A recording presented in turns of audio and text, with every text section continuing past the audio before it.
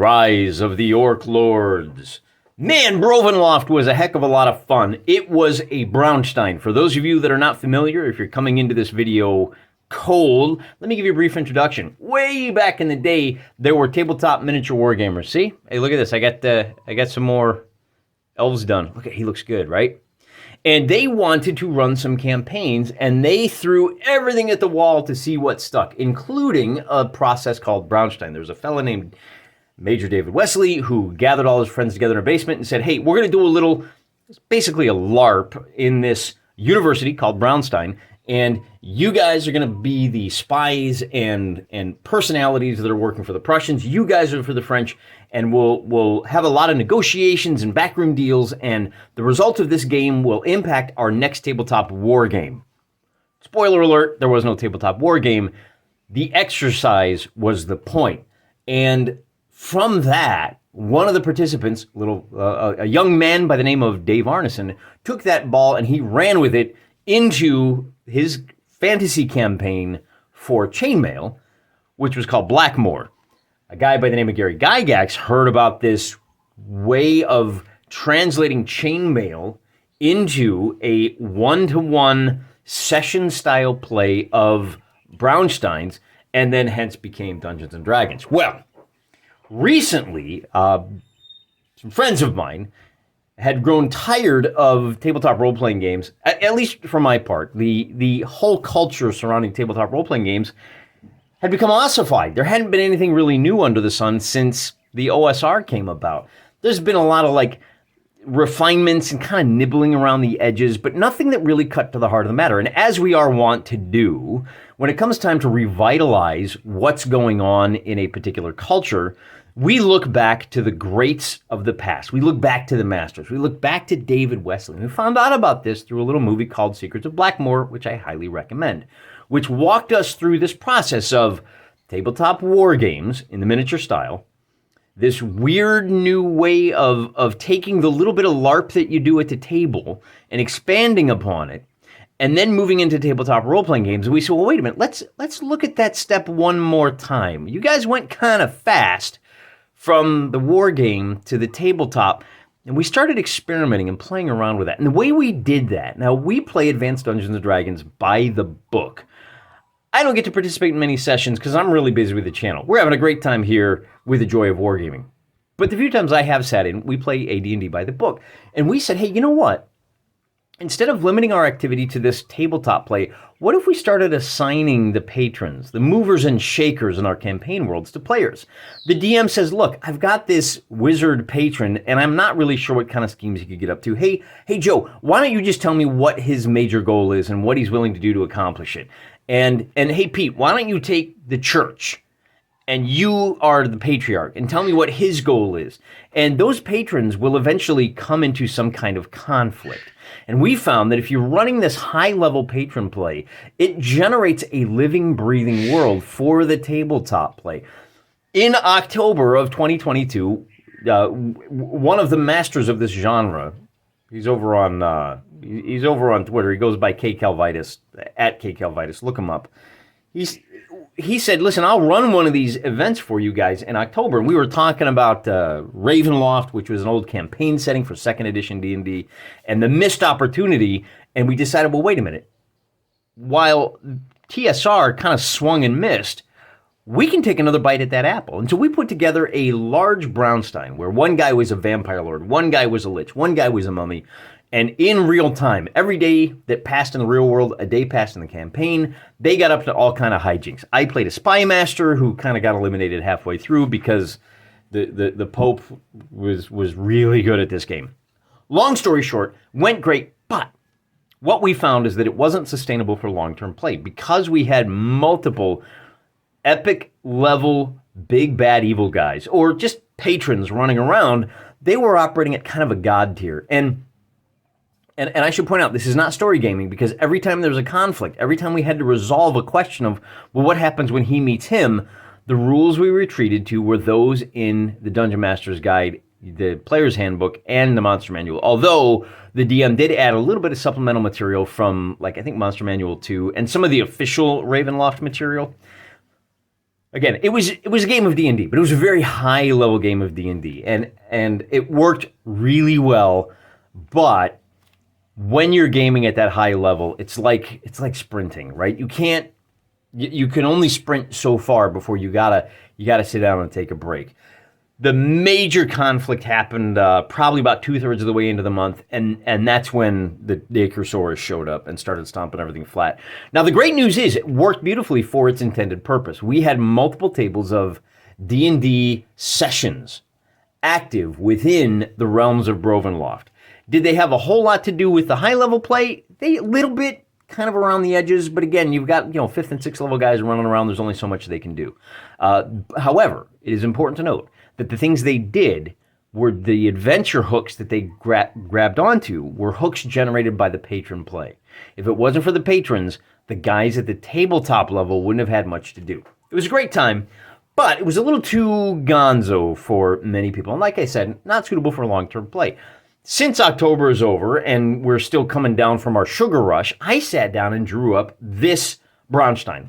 And I think one of the things that we're doing as we rediscover this style of play and actually take it in strange new directions, we are uncovering secrets of the Bronstein with every iteration. The first iteration was Trollopolis, which was a straight AD&D. It had, I want to say, like 12th to 15th level patrons, and it was very sustainable. We had a number of PCs actually graduate from PC level. They gained their domains and wound up playing as patrons. Those players had multiple characters in play, so they're running at multiple levels, which worked great. Bronstein was a heck of a lot of fun, but it was very over the top. This is a much more sedate, a much more confined style of Bronstein, and it's one that is informed by my experience with hex and counter wargames. This is very much an experiment to see if a more wargame style base level game can benefit from Bronstein level play.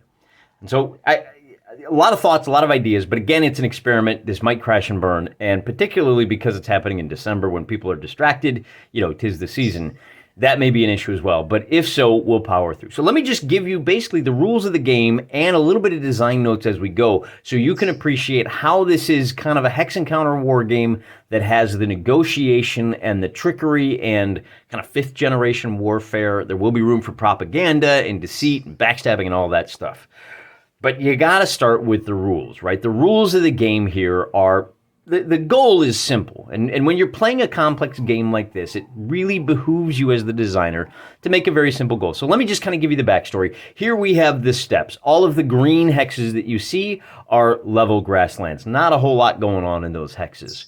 You can see we have a couple of swampy hexes, and then of course we have, just to make things interesting, here at the center of the steplands, these are the Orcish steppes, we have the Dread Tower. This is the Black Tower of the Dread Lord, Wister Gore Maiming.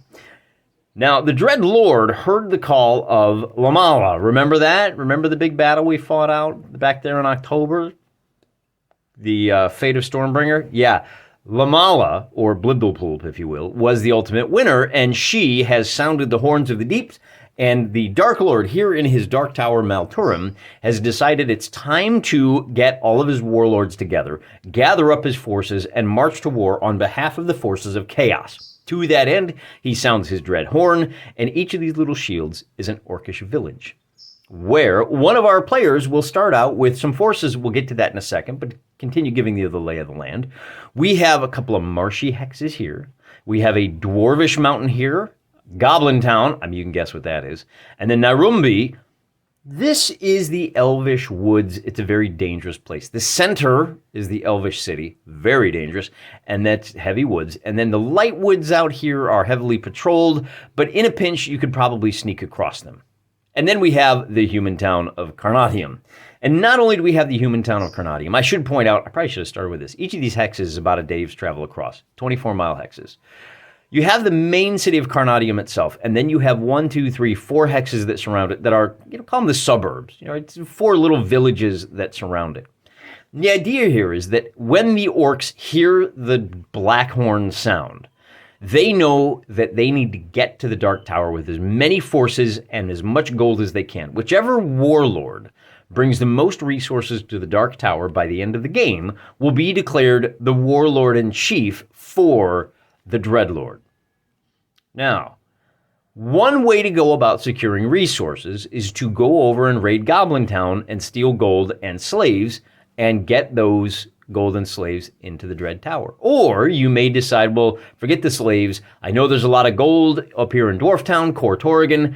I'm going to go raid the dwarves, and then I'm going to get that gold down to Malturum. Or maybe you go hit the human settlement for slaves in the suburbs and slaves and gold in the city.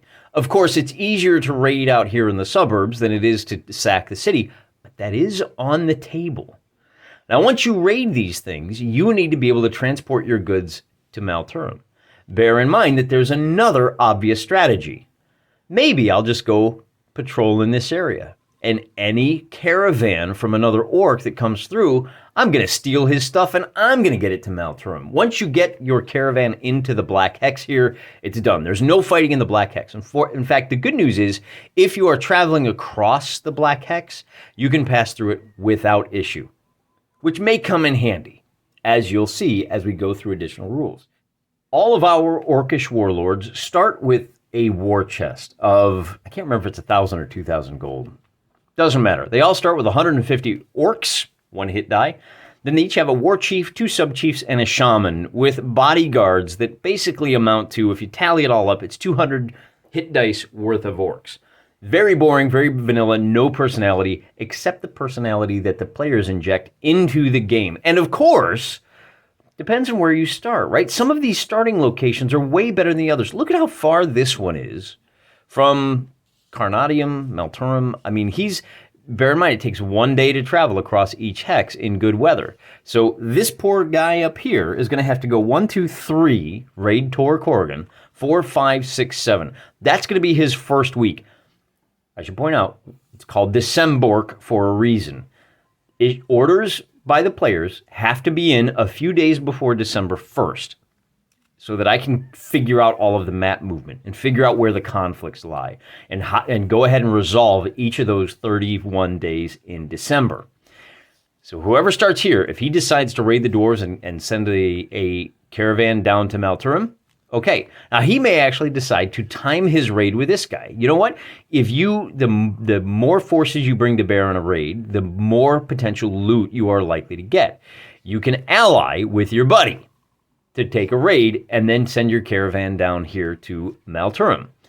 This guy is in big trouble because he's stuck here behind the elves. This guy's right next to the elves, right? So not all orcs are created equal. Man, this guy's sitting in the catbird seat, right? I can run down to Carnadium and get back to Malturum. Question is, who starts where? Stick a pin in that. We're going to come back to it. First thing to be aware of is that there's another way that we're going to inject some personality into each of these orcish hordes, and that is via a draft. In mid-November, we are going to run an auto draft. And the way this works, each player is going to have to rank what he drafts for each of 4 rounds. There are 4 categories that will add additional flavor to your orcish horde. As you can see, we've marked each of our starting locations, A through L. Then we have an extra bonus to the starting gold. In addition to that baseline that everyone gets, you can draft 2,000, 1,500. Oh, here's an interesting one. Now, this is very easy. The starting gold is in order from most to least. Likewise with the bonus troops. This first option gives you an additional 60 hit dice of orcs. This one gives you another sub-chief. So in addition to, you have to have 1 chief at home, and with 2 sub-chiefs, if you want to send out 3 raiding parties, you're going to need this extra sub-chief. If you send out a raiding party and it gets TPK'd, you're going to be glad to have that extra sub-chief. These guys are in order from most to least. So even the worst guy is going to have an extra little 10 hit dice of orc warriors. Hey, see these loyal goblin slaves? Yeah, 40 hit dice worth. You can actually keep those and fight with them, or you can turn them into the Black Tower for additional points. We'll talk about the points here after we finish this draft. Then we have 2 things that are very interesting. One of them is the home hex, and one is the special. So I have 12 special abilities here. Weathermancer. There's a potential for rain. Bear in mind, we know that orcs do not like bright sunlight. As you move, each force that moves into a new hex has a chance of encountering a random encounter. That random encounter may be wild orcs that do damage to you. It may be a human patrol or elvish patrol. It could even be a special encounter, something like a dragon. And if the dragon shows up, we'll put a little dragon icon in that hex. And anybody that wants to go raid the dragon's horde is welcome to try, but there's a very good chance you're going to get incinerated. You know how dragons work, right? Battle Master. Well, I'm not going to go over all these. You can get 10 ogres, right? If you draft 10 ogres, hey, that's a 4 hit die creature. Now you've got 10, that's another 40 hit dice worth of forces. A Stonework Palisade. If one of your enemies decides to raid your fortress, the Stone Palisade, you can guess what it does. It makes it harder to raid, right? A slave empire. These guys start off with additional slaves. Goblin Friends. When they go to Goblin Town, they don't raid Goblin Town, they recruit. And I think it's once a week, if you show up with a caravan, you get free goblins without having to face the dreaded prospect of suffering in a raid, which is what our combat results tables are for. You wargamers will be familiar with those. We'll look at those in just a second. Warg Riders. Nobody starts with Warg Riders unless you draft that ability. There is a random encounter. If you encounter wargs, then you can try to capture them. You'll probably lose some boys in the process, but wargs can move 2 hexes in a day. So you now have the option of having a strike force that can patrol around and find where things are. Elf Killers, these guys, now most people, when you're fighting elves, there's no booty to be had down here. There's no gold, there's no slaves, elves fight to the death. Unless you're the Elf Killer. If you're the Elf Killer, you can get a bounty for every elf you kill. Man Friend, he cannot raid Carnatium, but if he encounters humans as a random encounter, it becomes no effect, basically. And I should go back to the Weathermancer. He knows what days it will rain, and when it rains, it negates the effect of the sunlight. Also, the Weathermancer, 3 times during the month, he can summon rain. So if he encounters something in the daylight, and his boys are fighting at a disadvantage, he can say, nope, it's raining in this hex today, and it negates the disadvantage of the weather, right? So what are we talking about with the draft? Well, what you're going to do is you're going to rank your home hexes. What order do I want them in? You're going to rank your special abilities. What order do I want those in? And then Golden Troops is pretty basic. So what you'll do is you'll actually have a total of 12, 24, 25, and 26 items on your draft sheet. And whoever goes first, this is kind of what the draft sheet looks like here. I'll take all 12 of those sheets and I'll put them side by side. And I'll say, okay, who's got the first draft? Well, it's this fella right here, K. Calvitis. And I gave him the first draft. He ran Ravenloft, so as a thank you for all of his hard work and effort and the success, he gets the top pick of the draft. I'll take a look at his first item on his draft sheet. He gets to pick if he picks, I want the special ability of a Stonework Palisade, boom, he gets it. And then we look at number 2. So Caleb Hines, Warlord Hines. He says, I want a Stonework Palisade. Well, I'm sorry, that's already been taken. What's your second choice? And we go down to the second choice. He says, I want home hex G. All right, so we cross G off the list. His home choice is G. The way and this goes Serpentine. So although these guys get the top 2 picks, we go down here to the last guy to sign up, Hollyfeld. He's going to get the 12th and the 13th choice. So there's a very good chance that his top choice has been eliminated, but he might get his 3rd or 4th choice, and he's going to get 2 back-to-back. And then we go back up, and likewise back up. So our first guy gets the last pick of the draft. He's going to get stuck with one of these at the bottom, either a terrible starting location, no additional money, but he may say, you know what, I don't care. If I start with the extra 60 hit dice worth of Orc Warriors, I will get that gold one way or the other. How does scoring work? Well, when you deliver 1,000, I think it's every 100 gold that you deposit into the Dreadlord's bank account, you score 1 point for the campaign. For every 10 hit dice of slaves, you score 1 point. Except goblins, they kind of suck. It's 20 hit dice of goblins or 10 hit dice of humans and orcs. That's how you get points. And then for every point that you get a half, let me put it this way. For every 1,000, basically when you make a cash deposit, the next day you will spawn reinforcements. Meaning if you drop off 1,000 gold here, and I think it's like 1,000 gold will get you another, that's 10 points. I think it's like 50 hit die, but I'm not sure about that. I have to go check the rules. But that's how we get some more reinforcements. And of course, you can always take orcish slaves from another warlord, and orcs, they're not really slaves, right? They fight for the biggest, baddest dude. If you capture a rival's orcs, they become your orcs.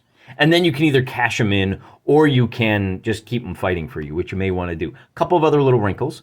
Carnadium here is very strong. You have to spend a day getting through the suburbs, and there's a very good chance you're going to encounter a human patrol. If you defeat the human patrol and you decide to attack Carnadium, that's the fat prize. Now, no one orc at the start of the game has enough strength to knock over the walls of Carnadium. It will probably take an alliance of 2 or more orcs hitting Carnadium at the same time. If that happens, then they will be able to score a tremendous amount of money. And I should point out, each of these 3 special areas have a limited amount of gold and slaves within them. The goblins have mostly gold, or slaves, I should say. The dwarves have mostly gold, and the humans have a good mix of both. Each hex has a limited amount of points stored within it. Once the goblins have been thoroughly raided, and again, I don't remember what the rules are, go check the orclord.blogspot.com. But every time somebody has a successful raid, and the number of slaves will be reduced. So that adds a little bit of, urgency to the affairs. You can't take your time, because if everybody is taking deposits out of Goblin Town, when you get there, there may be nothing left. That's particularly true of Carnadium, which, as I said, has the big prize. Now, once it gets raided, once Carnadium itself is knocked over, the city goes on full war footing. There's no more gold to be had. There's no more, it becomes a lot harder to take them, and the patrols will increase. But baby, if you can hit those boys, you will be doing wonderful. So there's all kinds of little wrinkles. Let's take a quick look at combat. There's 2 ways for combat to occur. The first method is very simple. These 2 orcish towns send raids to each other. Their raiding parties meet here in Hex 8,6. I go to the 2 players and say, hey, are you guys going to fight it out? Are you going to beat each other up? They say yes. And I say, all right, how do you want to resolve this? I'm going to tell them, you see an orc force, hey, you see 80, you see 100. There's 80 plus the sub-chief, obviously, because every raiding party has a sub-chief. It's 80 plus a shaman, and this other guy has 120. What do you want to do? Well, I want to avoid. There's rules for trying to avoid. You have to retreat 1 hex away from the incoming party. If neither one of you wants to fight each other, then you can go about your business. Alternatively, I could say, all right, you guys, here's the stats. Here's these guys coming from the north, these guys coming from the south. Figure it out. Who wins? What are the results? Right? But that might take a little bit of time, and that's why we're doing things in a weekly turn format. Because I can say, hey, on December 3rd, your forces are going to meet. How do you want to handle it? If you don't want to handle it, because some of these guys are separated by oceans, a dozen time zones, they may say, no, you just do it. Just figure it out. And that's what these combat results tables are for. Now, you'll notice there are 2 of them, and the top one is for siege works.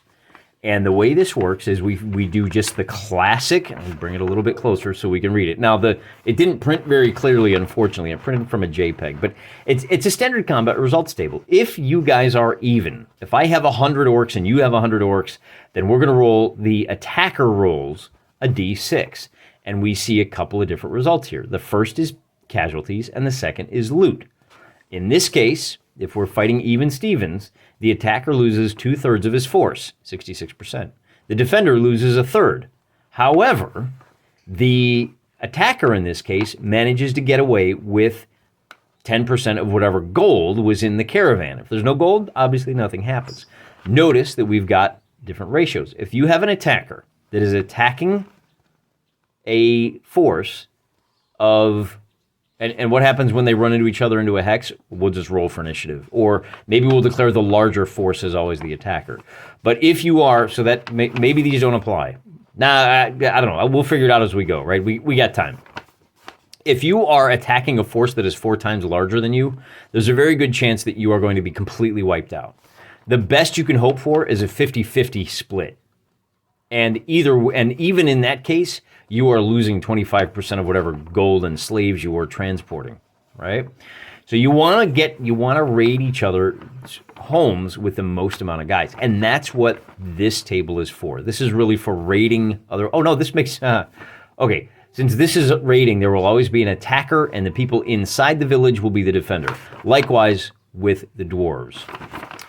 So if you're raiding the dwarves, there's a set number that you're trying to beat in order to get onto this combat results table. I don't remember what it is, but if it's basically, we call it 100 hit dice worth of dwarves, okay, great. I want to bring at least 200 hit dice worth of orcs. Oh, maybe I better bring some allies because I only start with 300. You know what I'm saying? On the other hand, this is where you blunder into each other. You've got orcs and enemies, and this is a standard combat results table where we will look, okay, so we'll figure out who the orcs are, and we'll figure out who the enemies are. In the case of a random encounter, you have encountered a human patrol. You were trying to raid this little village in Hex 1-6. You encountered a human patrol, it's 80 humans, and I've got 160 orcs. Great! I am attacking at 2-to-1 odds. That means I'll roll a d6, and there's a chance that the enemy is eliminated and half of the force becomes my slaves. If I again, I'm fighting with the 2-to-1 odds, and I roll a 6, let's suppose I ran into that patrol of 80 human guards, I now have 40 hit dice worth of slaves. Fantastic. And I can roll on the loot table for raiding this hex. On the other hand, if I brought too few boys to the fight, on a roll of a 6, the best I can hope for is an exchange, where my attacking force loses half the hit dice of the attacking force, but at least the enemy retreats out of that hex. So I can still do my raid, but if I'm hit by a force of 80 guys, I'm losing 40 hit dice of my orcs to drive them off before I even get to do my raid. Bear in mind, and this is where the Weathermancer becomes a very powerful ally. When we have a random encounter, now we'll assume that the orcs aren't stupid, at least not the orc warlords. They didn't get to where they are by being stupid. They will always be raiding at night, which means they will get one column shift to the right. So even if you're attacking at even odds, you're going to be treated as though you're attacking at 2-to-1 odds. If you're bringing 2-to-1 odds and you're raiding at night, you're going to get this 3-to-1. All right? But in the case of a random encounter, what happens? Well, we'll roll, and there's a 50% chance that it happens at day or night. And that's important for two reasons. One, when things happen at night, it's to your benefit. So, for example, the humans patrol heavily in the daytime and not so much at night. So if you encounter a human patrol, then we'll give a 50-50 chance. If it's at night, then you just encounter the patrol. But if it's a day patrol, they're going to get bonus troops because they're stronger in the day. Not only that, but because it's a day patrol, you get a one-column shift to the left. In the case of orcs fighting orcs, we're just going to ignore that because they'll both be suffering the same penalties or bonuses. Doesn't really matter. This is kind of a big deal, though, right? Because this basically doubles the power of your force to attack at nighttime. And in the daytime, you get that shift to the left, right? So that kind of explains how the combat will be resolved in a very easy format. Bear in mind that with this 12 villages, 24 potential raiding parties going in 24 different directions, we're going to be rolling on this a lot. Oh, one last thing I should point out, the swamps have a different random encounter table than the grasslands. It's not a fun one for anyone. Swamps are dangerous to cross, you're more likely to have a random encounter, and the random encounter is more likely to be deadly. However, look at this guy, headed for the suburb here. 1, 2, 3, it takes him 4 days to get there. 1, 2, 3 days to get there. It saves him a day by cutting across the swamp. Might be worth that. I think it's a 1 in 6 risk. Anyway, why do we call this a Bronstein? Well, one, the rules are fairly simple, right? The rules are not really all that much more complicated than a game of, say, diplomacy. You need to form alliances. If this is you, you have got 1, 2, 3 guys, 4 guys that may decide that the smart play is to raid you on the way to Malturum. Likewise with this guy. Maybe these two are going to raid him. You're going to want to be talking to the other players and trying to convince them, hey, go beat up the other guy. Let you and him fight, not me. You want that sweet prize of Carnadium, you need help. All of that talk will go on behind closed doors. I shouldn't say all of it, because as I said, there's room for propaganda. All of these players were recruited via Twitter. They're going to be using either Decembork or the hashtag or hashtag Orclords to feed propaganda to each other as well. If I'm this guy and I want to go raid this guy, I'm telling everybody I'm going to Goblin Town so that he will think he's much safer than he really is. That's going to be a factor involved in the game as well. But there's another reason I call this a Bronstein, and it's another reason that this is the spiritual successor to Trollopolis and the Sands of Ur and Ravenloft. And that's because, notice that all of the rules that I'm using, why would I be using hit dice? Subchief, shaman, and those shamans are basically a second level spellcaster. The players will have to decide whether they're clerics or magic users. Different spell list for those guys. All of this translates very easily to the table.